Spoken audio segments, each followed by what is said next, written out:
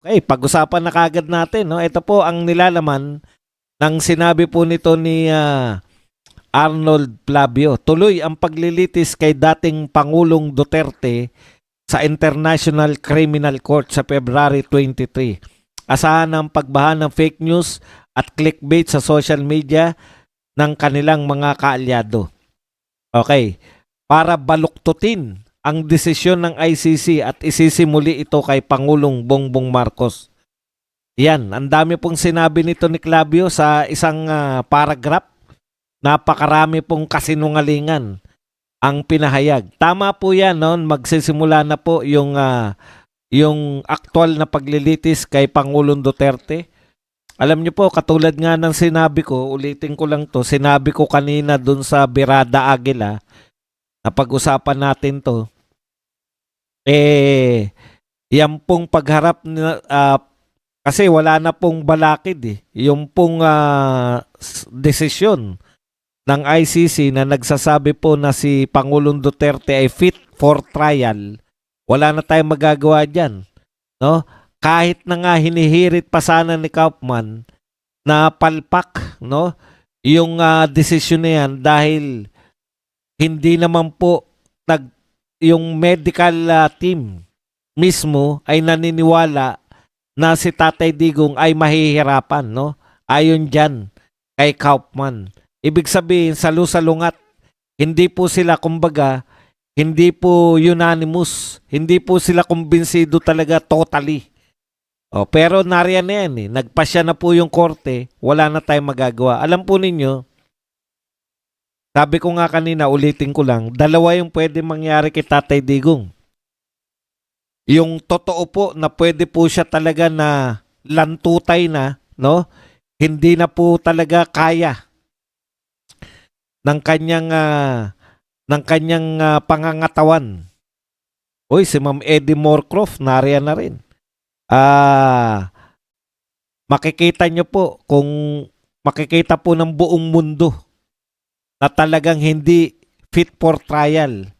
Isusumpa po yung ICC ng buong mundo. Lalo na kung makikita nila na pag nagsalita si Tatay Digong ay karalgal, wala na sa hindi na tuloy-tuloy yung takbo ng kanyang utak na katulad po ng sinasabi ni Kaufman at saka ng kanyang mga kapamilya.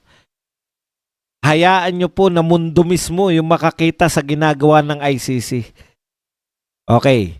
Pero sa isang banda po, kung totoo po na fit for trial, alam po natin yung katawan, hindi na po mababalik yan eh.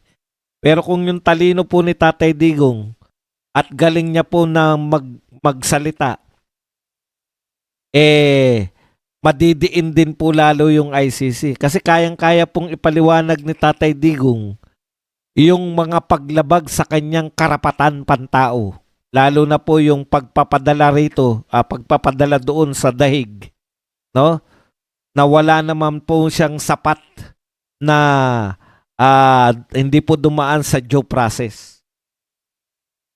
Kaya sisingilin din po kayo dyan, no? Pag tinuloy niyang trial na fit talaga si Tatay Digong, kawawa lang kayo sa galing ng mama. Okay. Pero etong mga pinapakalat ni Arnold Clavio, lumabang ka naman ng pareha sa Arnold Clavio. Nire-represent mo na, ang laki-laki na ng media mo, GMA7. No? Anong laban ng mga vlogger sa'yo?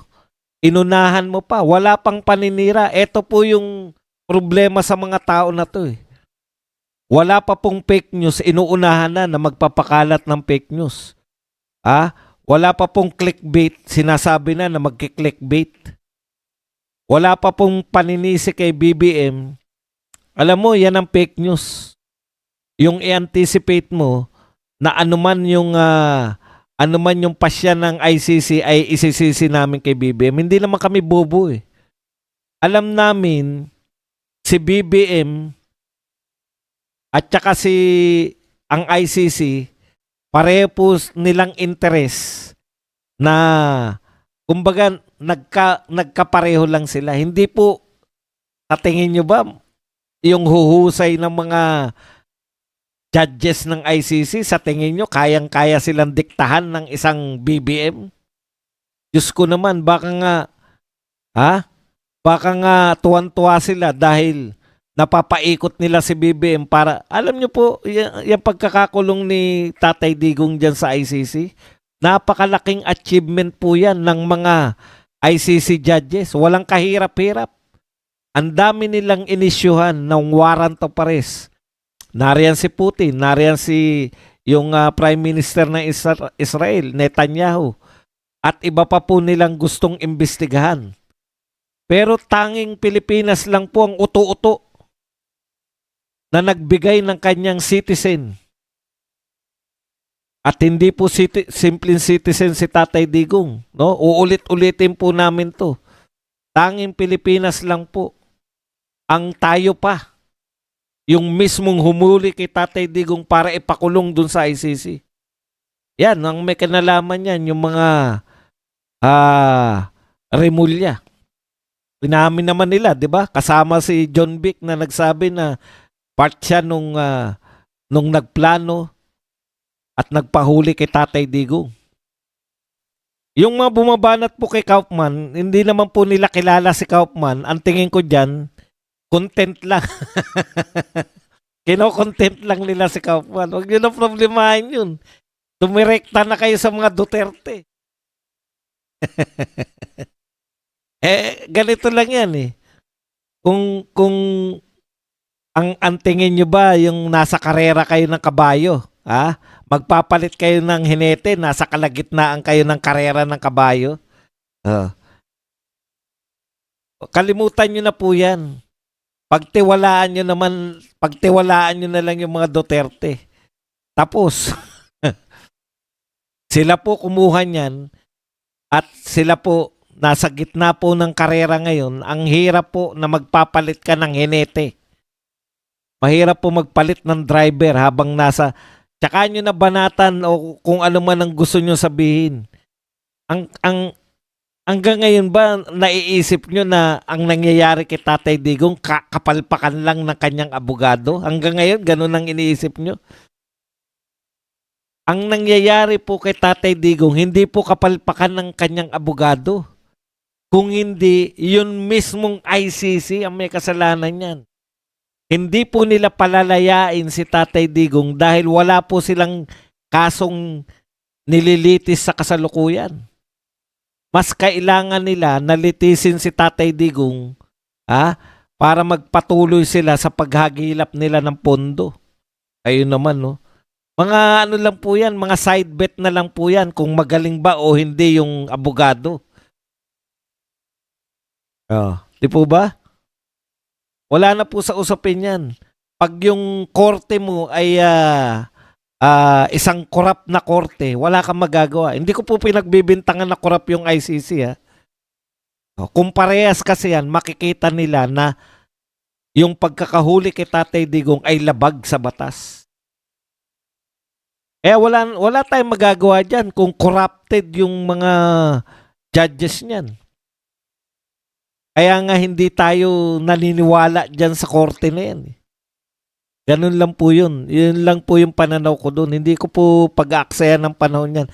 Ano mang husay ng abogado kung ang korte mismo yung palpak. Okay. Ito po. Ito hindi ko kayang tanggapin eh. Ayan. Ulitin ko lang itong sinabi. Ngayon pa lang asahan na ang pagkalat ng fake news at clickbait ng kanyang mga vlogger at influencer sa social media para baluktutin ang desisyon ng ICC at isisimuli ito kay Pangulong Bongbong Marcos. Okay, dalawa yung sinasabi niya, no?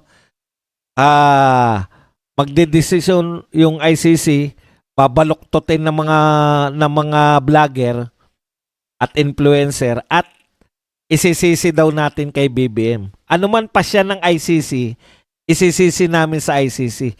Sinisisi ba namin si BBM? Opo. Sinisisi namin si BBM. Kami na binabanggit vlogger at influencer Sinisisi namin si BBM dahil siya yung kasama siya sa humuli o nagpahuli, hinayaan niyang hulihin ang dating presidente at isinuko o dinala, sabi nga ng mga kamag-anak ni Pangulong Duterte, kinidnap papunta ng Tahig. Yun ang sinisisi namin si BBM. Hindi yung pasya ng ICC. Ano naman kinalaman ni... Sa tingin nyo ba, may impluensya ni BBM yung ICC? Kayo naman. Si Tariela nga, hindi niya ma-impluensya. Hindi niya nga mapatahimik ang bibig ni Tariela. Hindi niya nga alam na lumalala na yung sitwasyon eh.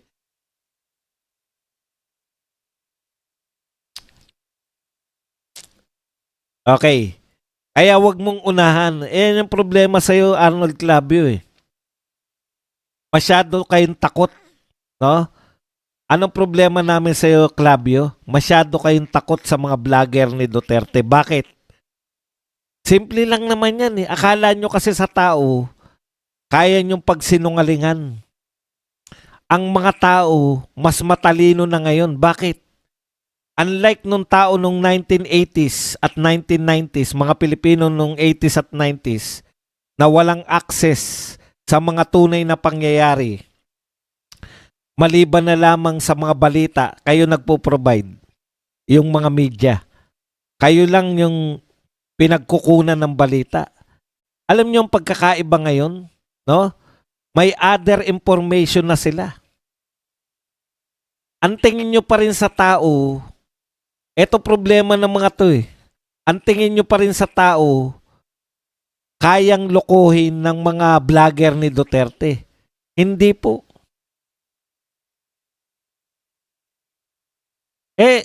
Nakanino ba yung media? Nakanino ba yung state? Sino ba mas maraming vlogger? Oh, bakit hindi mapaniwala? Bakit hindi umangat-angat si BBM? Kaya naniniwala yung mga tao, yung mga Pilipino sa Duterte dahil naranasan na namin yung pamumuno ng isang Duterte.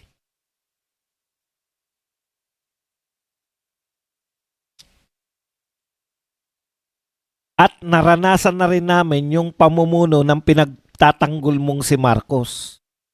Marunong naman magkumpara yung mga tao. Ang simple lang naman, Arnold Clavio, palibasa kayo,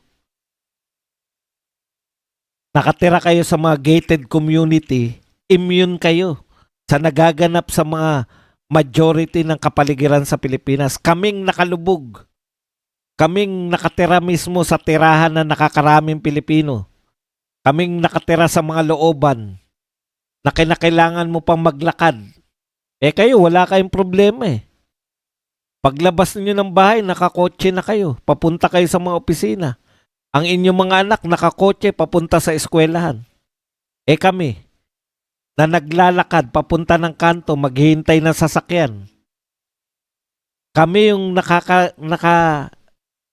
natuwa nung naging presidente si Tatay Digong dahil tumahimik. Kami yung araw-araw na nakakakita na straight ka lang maglakad. Huwag kang titingin sa tabi-tabi. Baka mapatingin ka sa mga nagtitrip. Mapagtripan ka.